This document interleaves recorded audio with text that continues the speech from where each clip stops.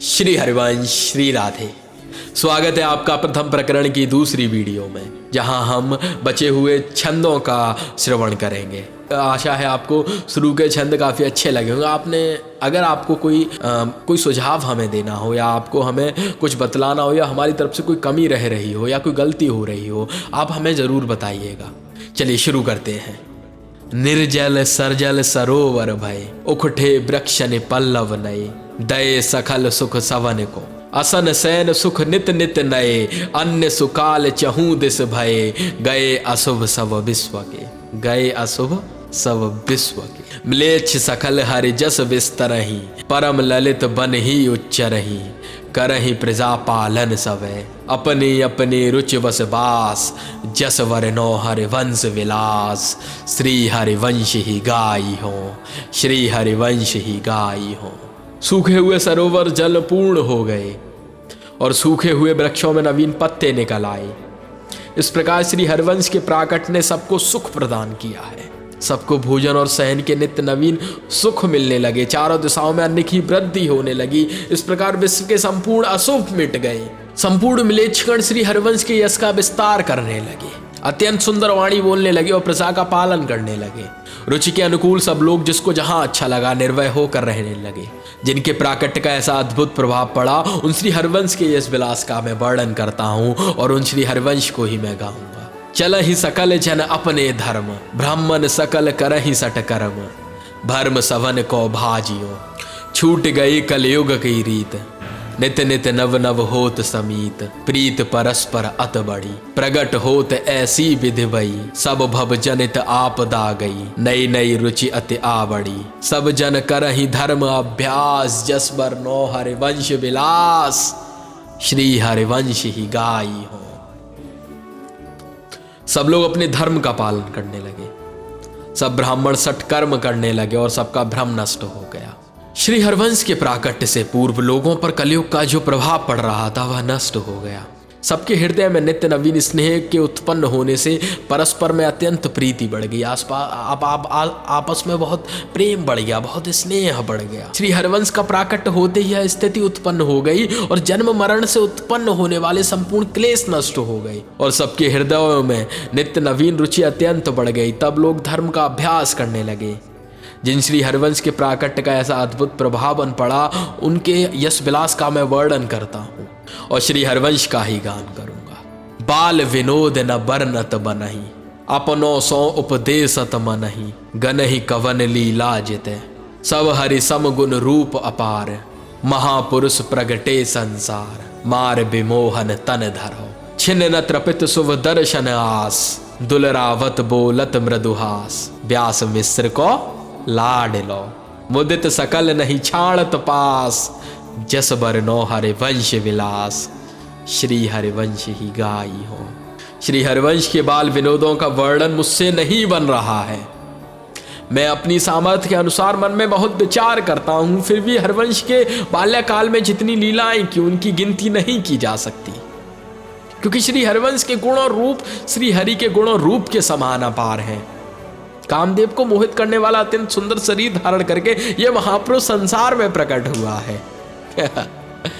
सेवक जी कह रहे हैं कि कामदेव को मोहित करने वाला अत्यंत सुंदर शरीर धारण करके यह महापुरुष संसार में प्रकट हुआ है। आपने कहीं अगर सुना हो या पढ़ा हो तो ऐसा सुना जरूर होगा, कामदेव को मोहित सिर्फ कौन कर पाता है? हमारे ठाकुर जी। आगे आप समझदार हैं।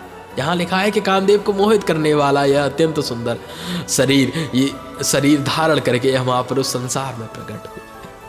इनके शुभ दर्शन से एक क्षण को भी तृप्ति नहीं मिलती और सब लोग व्यास मिश्र के लाडले को दुलारते हैं और जब उनसे कोई स्नेहपूर्ण बात कहते हैं तब वे शिशु मतलब श्री शिशु रूप महाप्रभु मंदहास कर देते हैं। इससे प्रसन्न होकर कोई उनके पास से हटना नहीं चाहता। जिन श्री हरिवंश के प्राकट्य से प्रेमी की ऐसी अद्भुत वृद्धि हुई, उन श्री हरिवंश उन श्री महाप्रभु के यश विलास का मैं वर्णन करता हूँ और मैं तो श्री महाप्रभु को ही गाऊंगा। अब उपदेश भक्ति को कहो, अब भक्ति का उपदेश कहूँ।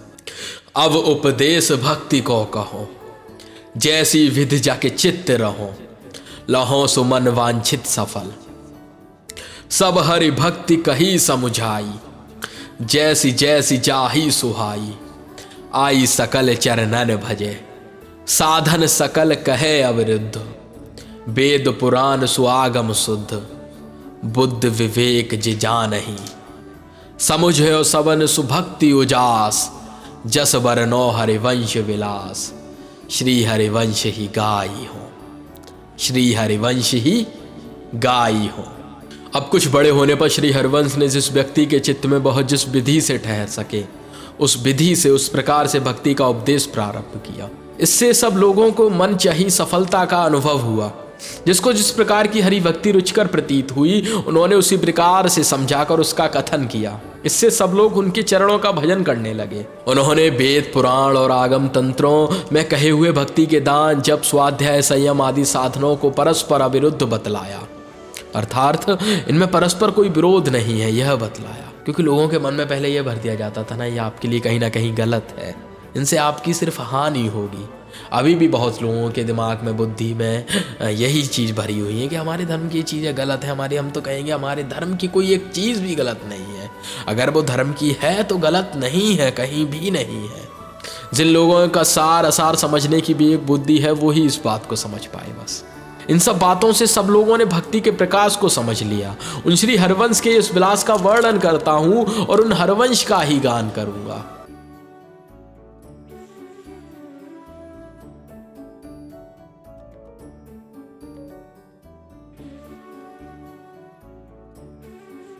अब अवतार भेद तिन कहे, सकल उपासक तिन मन रहे। कहे भक्ति साधन सवे, मथुरा नित्य कृष्ण को बास। निस दिन श्याम न छाणत पास, तासु सकल लीला कही। कही सवन की एक रीत, श्रवण कथन सुमिरन परतीत।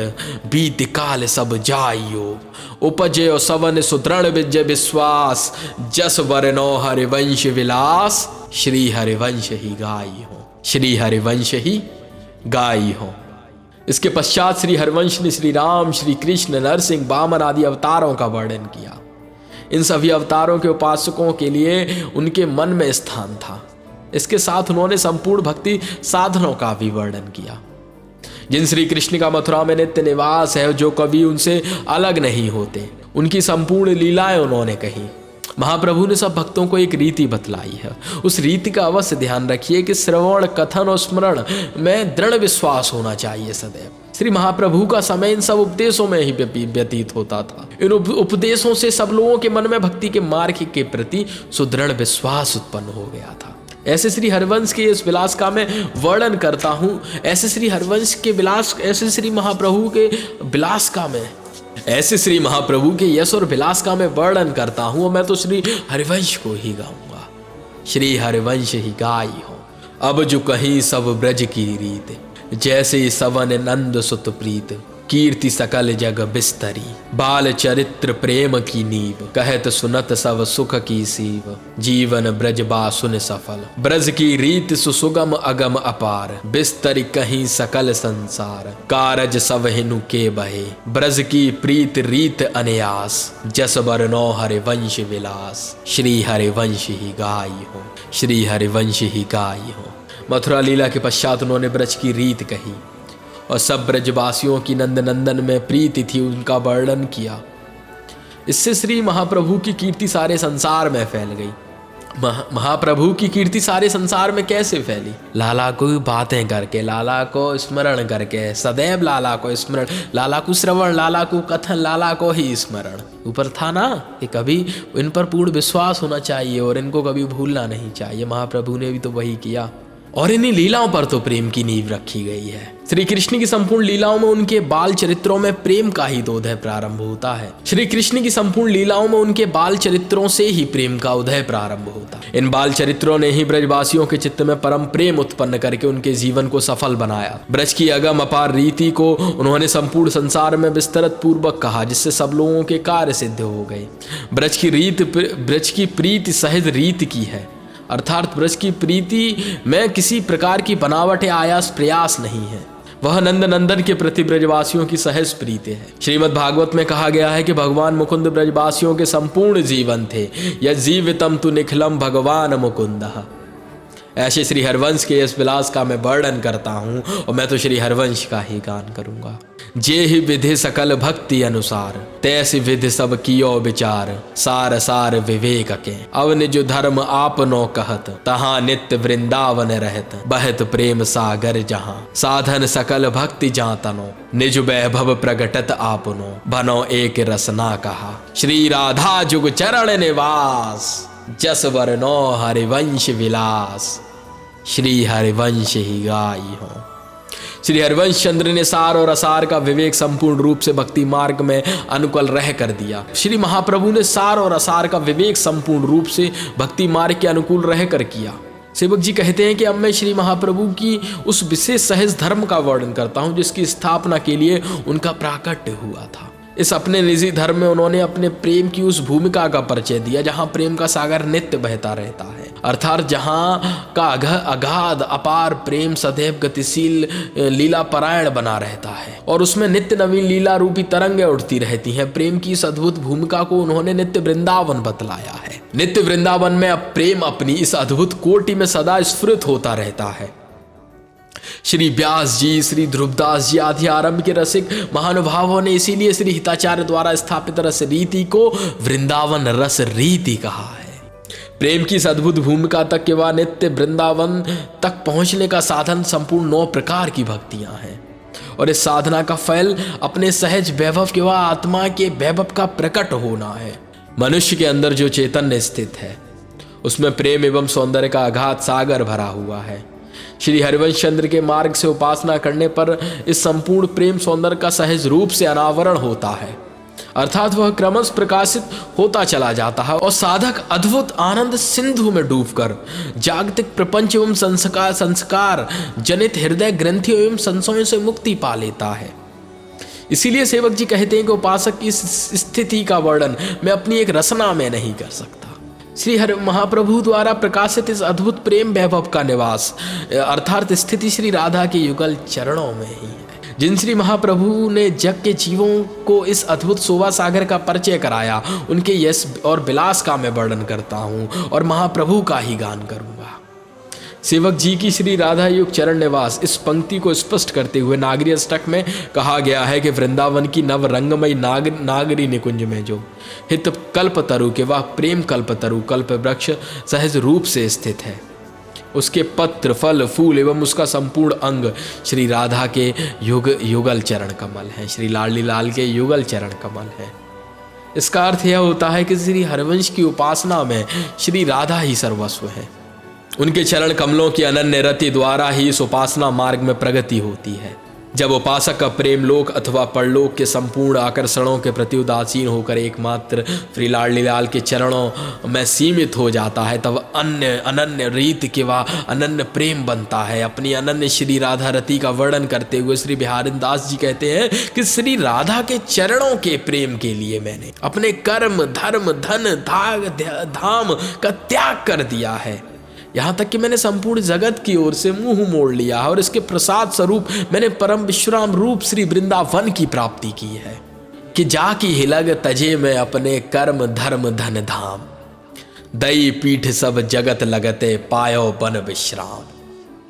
कर्म धर्मों के त्याग के संबंध में स्वयं श्री हिताचार्य ने कहा है कि जो महापुरुष किशोर अवस्था की अद्भुत महामाधुरी से पूर्ण अंगच्छवि वाली एवं महाप्रेम उल्लास से भरी हुई श्री लाडली लाल का संपूर्ण मन लगाकर निरवधि ध्यान करते रहते हैं, उनको संपूर्ण कर्म स्वयं ही छोड़ जाते हैं, उसके भगवत धर्म आदि को उनकी आसक्ति नहीं रहती और भगवत धर्म आदि को उनमें आसक्ति नहीं रहती।